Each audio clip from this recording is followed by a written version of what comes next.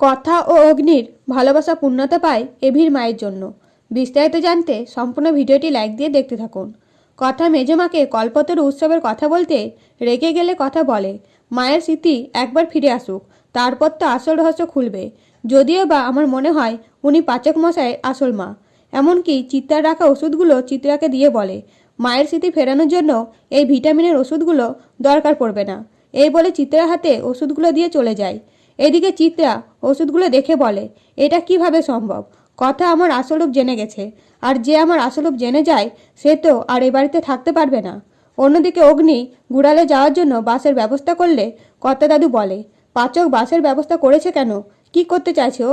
তখন অগ্নি বলে, সবাই একসাথে মজা করতে করতে যাব, তাই বাস করেছি।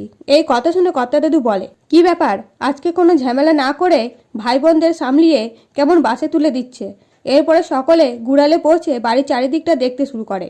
তখন সঞ্চিতা অস্থির হয়ে পড়লে কথা বলে, মা তোমার কি হয়েছে, কিছু মনে পড়েছে নাকি? তখন অগ্নির মা চুপ করে দাঁড়িয়ে থাকে। এরপরে পিঠে বানানোর জন্য গুড় গরম করলে অগ্নি বলে, এগুলো কি? তখন কথা বলে, খেজুরের গুড়, এগুলো দিয়েই কালকে পিঠে হবে। তখন অগ্নি বলে, কথা মায়ের স্মৃতি ফিরে আসবে তো? তখন কথা শান্ত করে অগ্নিকে।